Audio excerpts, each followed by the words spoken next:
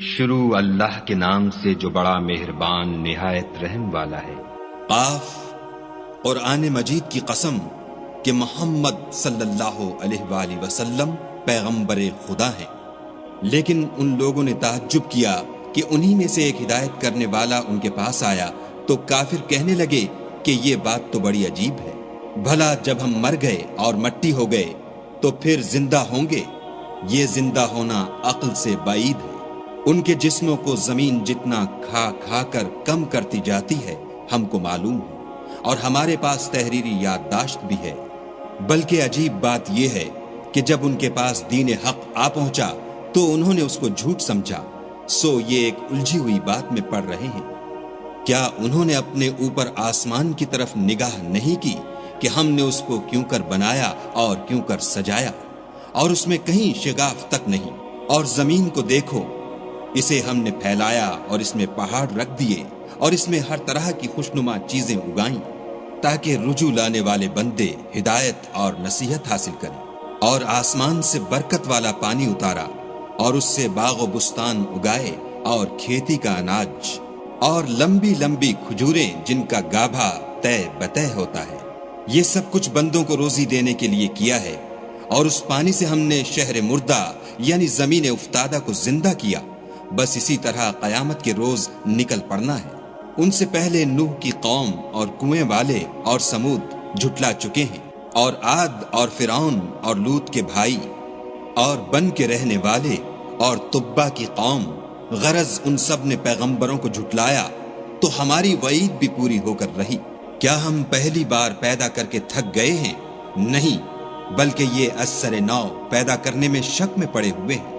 اور ہم ہی نے انسان کو پیدا کیا ہے، اور جو خیالات اس کے دل میں گزرتے ہیں ہم ان کو جانتے ہیں، اور ہم اس کی رگے جان سے بھی اس سے زیادہ قریب ہیں۔ جب وہ کوئی کام کرتا ہے تو دو لکھنے والے جو دائیں بائیں بیٹھتے ہیں لکھ لیتے ہیں۔ کوئی بات اس کی زبان پر نہیں آتی مگر ایک نگہبان اس کے پاس تیار رہتا ہے، اور موت کی بے ہوشی حقیقت کھولنے کو طاری ہو گئی۔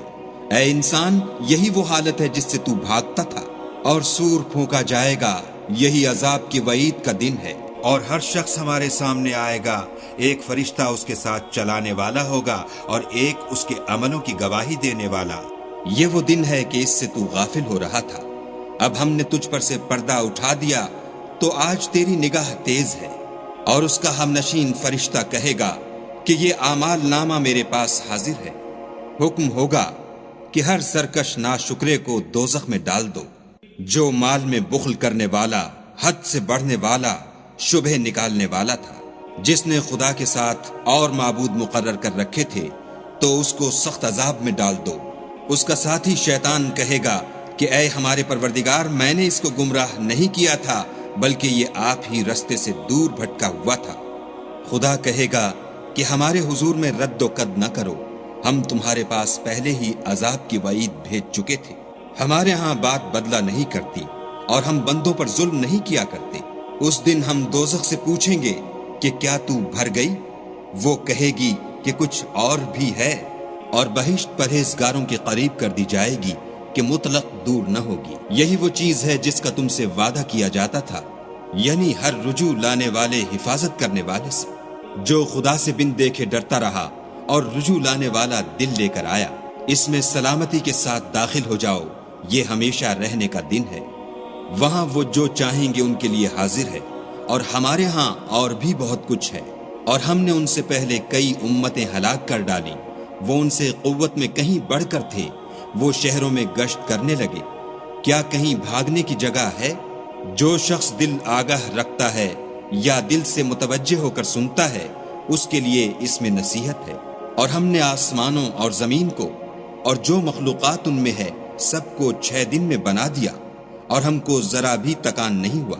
تو جو کچھ یہ کفار بکتے ہیں اس پر صبر کرو، اور آفتاب کے طلوع ہونے سے پہلے اور اس کے غروب ہونے سے پہلے اپنے پروردگار کی تعریف کے ساتھ تسبیح کرتے رہو، اور رات کے بعض اوقات میں بھی اور نماز کے بعد بھی اس کے نام کی تنزیہ کیا کرو۔